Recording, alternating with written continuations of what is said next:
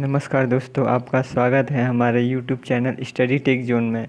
जैसा कि पता है आपको, हम इस सेशन में जनरल अवेयरनेस का क्वेश्चन सॉल्व कर रहे हैं। और आज जो हम क्वेश्चन सॉल्व करने वाले हैं वह एसएससी जेईई 2009 के क्वेश्चंस हैं। ये प्रीवियस ईयर क्वेश्चन हम सॉल्व कर रहे हैं। ये एसएससी 2009 में क्वेश्चंस आए हुए हैं। तो चलिए देखते हैं आज का पहला क्वेश्चन क्या है। आज का पहला क्वेश्चन पूछ रहा है कि स्थानांतरित जुताई को असम में कहा जाता है। तो स्थानांतरित जुताई को असम राज्य में क्या कहा जाता है? तो असम राज्य में स्थानांतरित जुताई को क्या कहा जाता है? झूम कहा जाता है। क्या बोला जाता है? झूम बोला जाता है। इसका सही आंसर डी हो जाता है। स्थानांतरित खेती का मतलब होता क्या है, थोड़ा सा हम देख लेते हैं। इसमें क्या किया जाता है कि जंगल के एरिया को काट के साफ़ करके, झाड़ी जो होते हैं उसको काट के साफ़ कर दिया जाता है और उसको वहाँ पर खेती की जाती है। फिर कुछ समय बाद उस जो क्षेत्र है उसको छोड़ के फिर किसी दूसरी जगह पे हमको झाड़ी जो जंगल है उसको काट के साफ़ करते हैं, फिर उसमें हम खेती करते हैं। तो इस प्रकार की जो खेती को क्या कहते हैं? झूम खेती कहते हैं। आप देख सकते हैं इसमें स्थानीय जुताई असम में झूम खेती कहा जाता है। इसमें क्या किया जाता है? जंगल को काट कर साफ़ किया जाता है और फसल को बोई जाती है। कुछ समय बाद इसी तरह खेती की जाती है और खेती विशेषकर पहाड़ी और पूर्वोत्तर राज्यों में होती है। नेक्स्ट क्वेश्चन देखते हैं। नेक्स्ट क्वेश्चन बोल रहा कि जब समुद्र में विनाशकारी भूकंप आता है तो क्या कहा जाता है? तो समुद्र में आने वाले विनाशकारी भूकंप को क्या बोलते हैं? सुनामी बोलते हैं। क्या बोलते हैं? सुनामी बोलते हैं। और इसकी पता कैसे किया जाता है? तो सिस्मोग्राफ से इसकी आने से पूर्व पता किया जा सकता है। नेक्स्ट क्वेश्चन देखते हैं। नेक्स्ट क्वेश्चन क्या पूछ रहा है? नेक्स्ट क्वेश्चन पूछ रहा है कि नेक्स्ट क्वेश्चन क्या पूछ रहा है?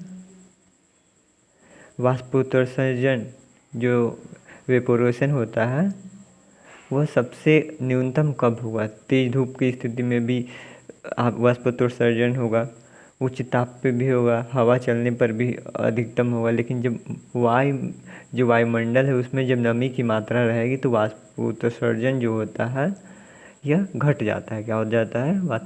वाष्पोत्सर्जन वेपोरेशन घट जाता है। तो हमारा ऐसा ही क्या आंसर क्या बोलता है बनता है? जब वायुमंडल में ह्यूमिडिटी रहेगी, आर्द्रता रहेगी तो क्या होगा? वाष्पोत्सर्जन की जो दर होती है न्यूनतम होती है। नेक्स्ट क्वेश्चन देखते हैं। नेक्स्ट क्वेश्चन पूछ रहा है कि मृदा का प्रयोग मृदा का प्रयोग किए बिना पौधे को उगाया जा सकता है। तो निम्न में जो दिया है इनमें किस कंडीशन में मृदा के यूज किए बिना पौधे को या जो बीज है उसको उगाया जा सकता है? तो इसका सही आंसर क्या होगा? डी होगा। उसके पोषक घोल में इसमें जो पौधे को उगाने के लिए वैज्ञानिकों ने खोजा किया, उसमें उन्होंने बताया है कि 17 तत्वों की उपस्थिति के घोल अगर बनाया जाए तो उसमें पौधे को उगाया जा सकता है। और उस 17 जो तत्व हैं उसमें से मुख्य तत्व कौन से हैं? तो वो कार्बन है, hydrogen, oxygen, nitrogen, phosphorus, potassium, magnesium, calcium और सल्फर है। यह मुख्यतः है। नेक्स्ट क्वेश्चन देखते हैं। नेक्स्ट क्वेश्चन क्या पूछ रहा है कि तमिलनाडु दक्षिण पश्चिम मानसून की अवधि में के दौरान सूखा रह जाता है। क्या होता है? जब दक्षिण और पश्चिम से जो मानसून आता है उस समय क्या होता है? हमारा जो तमिलनाडु है वह सूखा रह जाता है। तो इसके क्या कारण है इसके सूखे रहने का? तो इसके सूखे रहने का कारण क्या है? यह जो क्षेत्र पड़ता है वृष्टि छाया क्षेत्र में पड़ता है। क्या किसमें पड़ता है? वृष्टि छाया क्षेत्र में पड़ता है। इस वजह से यह क्या रह जाता है? सूखा रह जाता है। तो हमारा यहाँ सही आंसर क्या बनता है? हमारा सही आंसर यहाँ बनता है डी बनता है। सॉरी, डी नहीं, ए बनता है। क्या बनता है? ए बनता है। यह क्या होता है? वृष्टि छाया क्षेत्र में आता है। किस में आता है? वृष्टि छाया क्षेत्र में आता है। और तमिलनाडु में वर्षा कब होती है? तो जब मानसून जब लौटता है तब क्या होता है? तमिलनाडु में वर्षा होती है। कब वर्षा होती है? जब मानसून रिटर्न होता है तब हमारा तमिलनाडु क्षेत्र में वर्षा होती है। अर्थात उत्तरी क्या होगा? नॉर्थ और ईस्ट, जब उत्तरी और पूर्वी मानसून आता है, उत्तरी पूर्वी मानसून होता है तब तमिलनाडु में वर्षा होती है।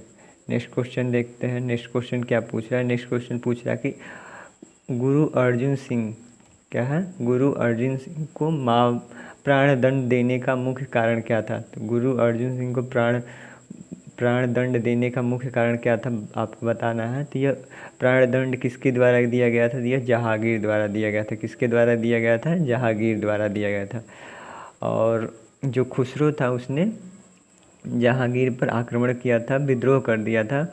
और जो हमारे अर्जुन गुरुदेव थे इन्होंने उससे आशीर्वाद दिया था। इस वजह से जो जहांगीर है उसने राजद्रोह का आरोप लगा के, क्या, राजद्रोह का आरोप लगा के अर्जुन गुरुदेव को प्राणदंड दे दिया। तो हमारे यहाँ सही आंसर क्या बनता है कि उसने राजकुमार खुसरो को आशीर्वाद दिया था, और जिसके वजह से क्या करते हैं, खुसरो विद्रोह कर देते हैं। और इसी वजह से उसने, जहांगीर ने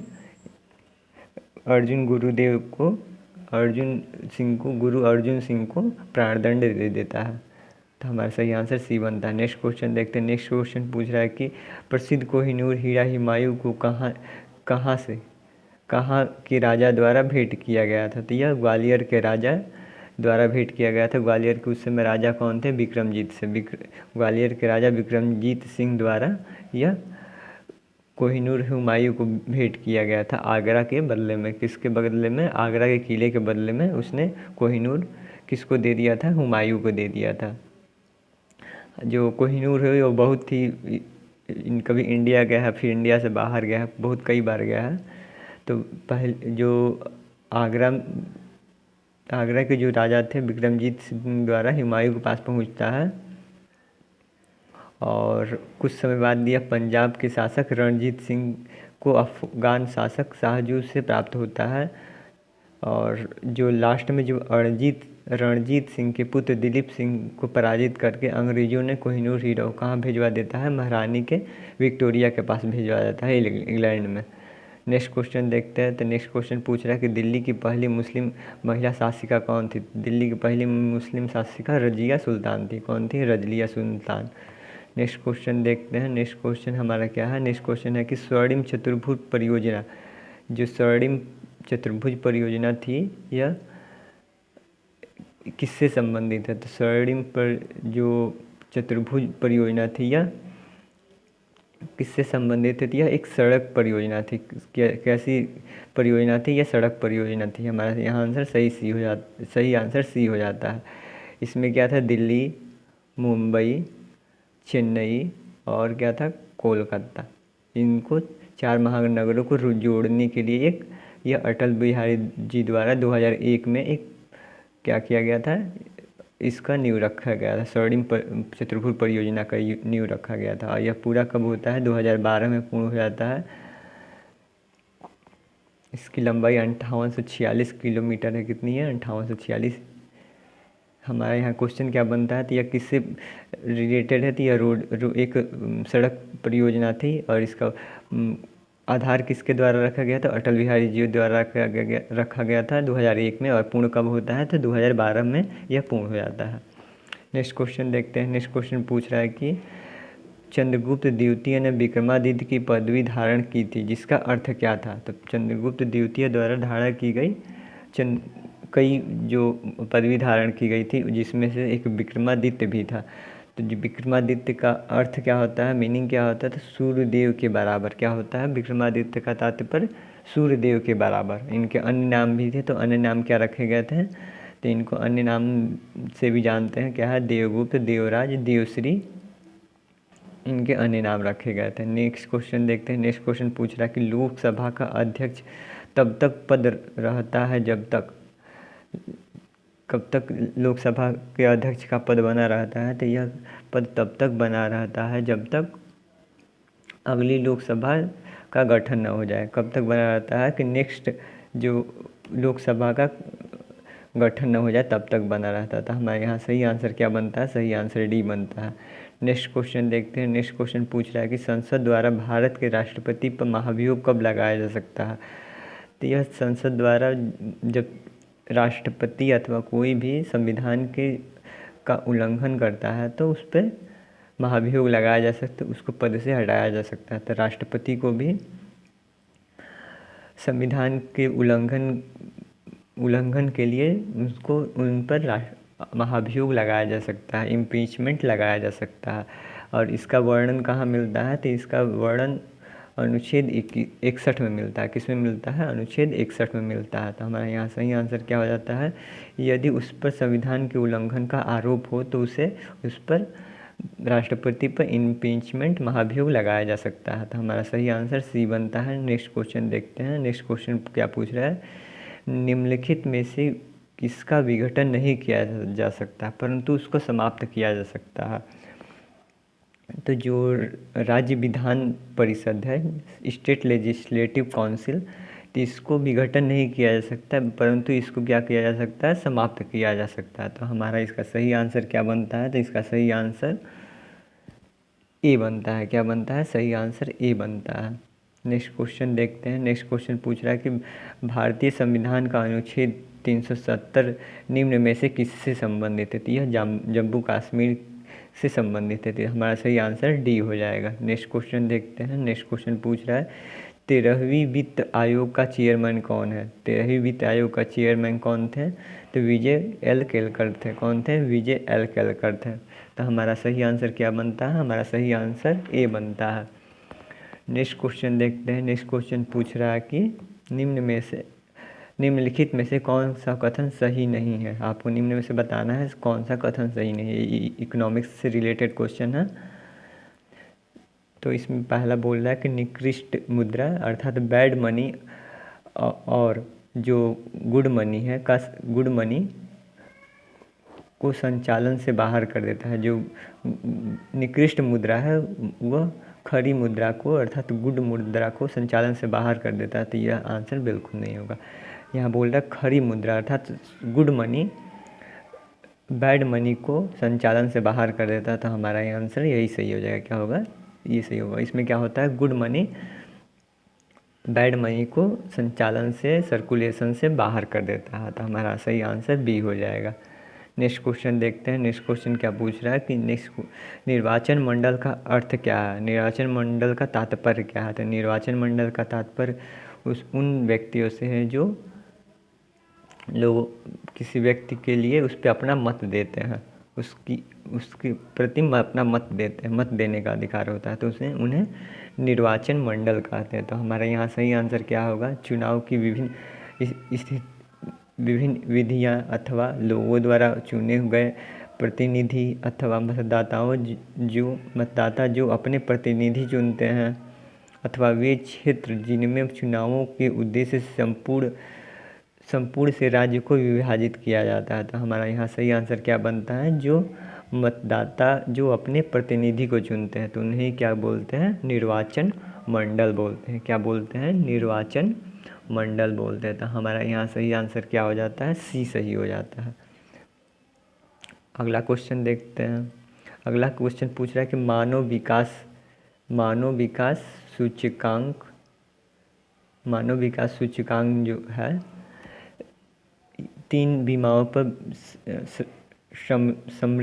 सम्मिश्र किया जाता है। अर्थात मतलब पूछ रहा है कि जो मानव विकास सूचकांक है वह किन 3 जो मानक हैं उन पे यह निर्धारित किया जाता है, उनके आधार पर इंडेक्स जारी किया जाता है। तो यह इंडेक्स किस आधार पर जारी किया जाता है? तो वहाँ की लिटरेसी रेट, शिक्षित वहाँ को शिक्षा देखा जाता है, वहाँ की लोगों की क्रय शक्ति देखी जाती है और क्या देखा जाता है? जीवन प्रत्याशा देखा जाता है। क्या देखते हैं? लाइफ एक्सपेक्टेंसी क्या देखा जाता है? आयु संभाविता देखी जाती है, शिक्षा देखी जाती है और क्रय शक्ति देखी जाती है। तो हमारा सही आंसर बी बनता है। और जो वर्तमान में 2019 में जो रिपोर्ट आया है तो उसके अनुसार जो ह्यूमन डेवलपमेंट इंडेक्स मानव विकास सूचकांक में भारत का स्थान कौन सा है? तो भारत का स्थान 129 है। और जो पहले नंबर पे कौन है? तो पहले नंबर पे हमारा कौन सा है? नॉर्वे है। कौन सा है? पहले नंबर पे नॉर्वे है। भारत का जो इंडेक्स नंबर है तो वो क्या है? 129 है। और 2018 में ये इंडेक्स कितना था? तो 2018 में ये इंडेक्स 130 था। कि कितना था? 130 था। नेक्स्ट क्वेश्चन देखते हैं। नेक्स्ट क्वेश्चन में से पूछ रहा है कि नेक्स्ट क्वेश्चन कि 2007 में किस क्रिकेट खिलाड़ी को राजीव गांधी खेल रत्न पुरस्कार दिया गया था? तो किसको दिया गया था? महेंद्र सिंह धोनी को दिया गया था। नेक्स्ट क्वेश्चन देखते हैं। नेक्स्ट क्वेश्चन पूछ रहा है कि भारत के निम्नलिखित राष्ट्रपतियों में से किसने भारतीय वायु सेना के सुखाई लड़ाकू विमान में 30 मिनट की उड़ान भरी है? तो यह कौन थे? यह डॉक्टर APJ अब्दुल कलाम थे। कौन थे? डॉक्टर APJ अब्दुल कलाम थे। नेक्स्ट क्वेश्चन क्या पूछ रहा है? पूछ रहा है कि पुस्तक Q&A, क्या Q&A के लेखक कौन है, जिस पर फिल्म बनाई गई थी 2005 में? नहीं, 2005 में पुस्तक का मतलब प्रकाशन हुआ था। 2005 में पुस्तक का प्रकाशन हुआ था। यह पुस्तक के लेखक कौन है? और इसी पुस्तक पर आधारित स्लमडॉग मिलियनेयर फिल्म बनाई गई थी। तो इस पुस्तक के लेखक कौन है?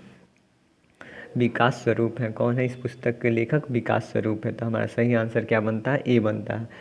तो Q&A जिस पे फिल्म बनाई गई थी स्लमडॉग मिलियनेयर, यह पुस्तक के लेखक कौन है? तो इस पुस्तक के लेखक विकास स्वरूप है। नेक्स्ट क्वेश्चन देखते हैं। नेक्स्ट क्वेश्चन पूछ रहा है कि भारतीय रिजर्व बैंक के वर्तमान सत्ता चलाने वाला कौन है, अर्थात गवर्नर कौन है? तो यह क्वेश्चन के हिसाब से या फिर उस समय के हिसाब से यहाँ आंसर बी हो जाता है। अब वर्तमान में अगर हम देखें 19-20 में, तो हमारा यहाँ वर्तमान में कौन है? शक्तिकांत दास है। कौन है?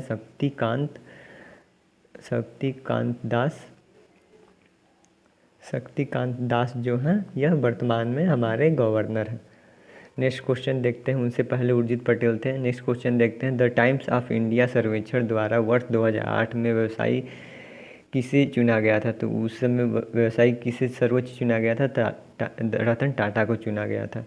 नेक्स्ट क्वेश्चन देखते हैं। नेक्स्ट क्वेश्चन पूछ रहा है कि किसी बंद कमरे में फ्रिज को चालू रखा जाए और फ्रिज के दरवाजे को खोल दिया जाए तो रूम का टेम्परेचर बढ़ेगा अथवा घटेगा? तो उस समय क्या होता है? रूम का टेम्परेचर बढ़ जाता है, रूम ठंडा नहीं होता है। तो हमारा सही आंसर क्या हो जाएगा? सही आंसर बी बनता है। सही आंसर बी बनता है। नेक्स्ट क्वेश्चन देखते हैं और लास्ट क्वेश्चन आज का। क्षितिज के निकट सूर्य और चाँद दीर्घवृत्तीय दिखाई देता है, यह किसके कारण होता है? प्रकाश की किस घटना के कारण क्षितिज के निकट सूर्य और चाँद दीर्घवृत्तीय दिखाई देता है? तो यह प्रकाश के अपवर्तन के कारण। किसके कारण? रेफ्रैक्शन ऑफ लाइट। किसके कारण? रेफ्रैक्शन ऑफ लाइट के कारण, प्रकाश के अपवर्तन के कारण क्या होता है? क्षितिज के समय चाँद और सूर्य दीर्घवृत्तीय दिखाई देता है। तो आज के लिए बस इतना ही। धन्यवाद। आपका दिन शुभ हो। अगर वीडियो अच्छा लगे तो लाइक कीजिए, हमारे चैनल को सब्सक्राइब कीजिए। धन्यवाद।